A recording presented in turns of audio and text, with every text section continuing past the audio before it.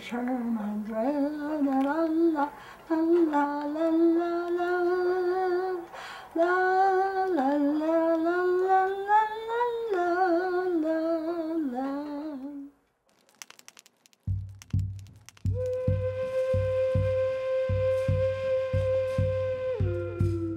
I'm Martha Bolinqua. My maiden name is Talaswaitiwa, and I'm from Bakavi.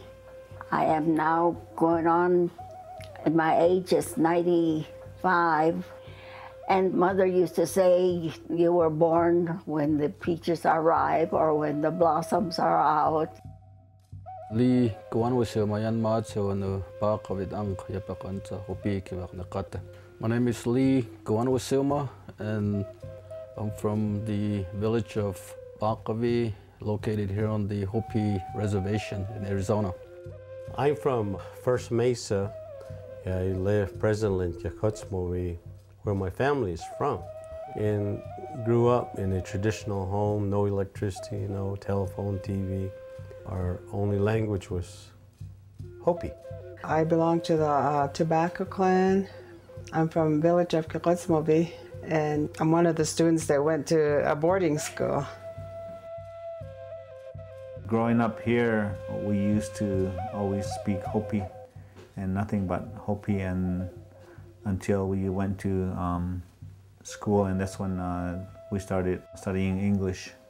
It was hard because if you spoke a Hopi word and somebody hurt you or something like that, then you get punished for it. The Hopi people have been in their present mesas for at least 1,000 years or more, and it's based on archaeological, scientific evidence.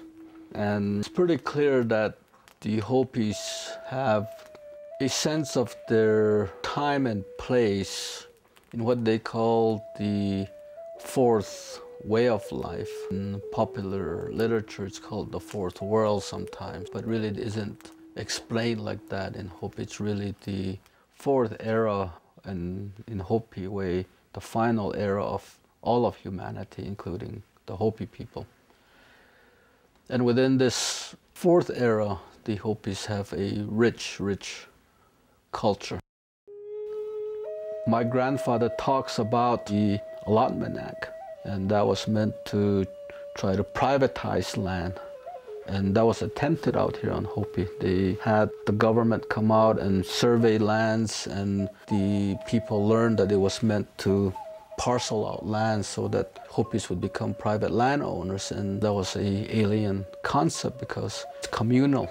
There's really no monetary value that Hopis think a land is worth. It just isn't in our way of thinking. And as a result of the Allotment Act, the 4 chiefs basically wanted to visit Washington or Washington. So the trip was carefully planned out for them. And one of the stops in Kansas was Fort Leavenworth. And what they witnessed, these 4 chiefs witnessed, was tribal leaders in jail, imprisoned. So they went out of that experience pretty scared. Then they moved into Kansas City, and the thing that is so profound was really at that time, even at that time, their amazement with what technology the white men had, including the train. But what they really brought back later was poor me, little Hopi, because what they witnessed out there was acres and acres of corn. They say as high as 2 men standing on each other. And for the first time they saw how many there were, how many people there were. And it just grew and grew as they went into East, and then finally through Philadelphia, then finally to Washington. They had experienced this trip that was actually meant to intimidate them. Because later they had a big meeting over in Oraibi, so the kiva was packed inside. And then there were others milling about outside the top of the kiva. And they talk about how the white man has a pistole, a pistol. That if you dare to hurt him, that if you do not agree with him, he can kill you.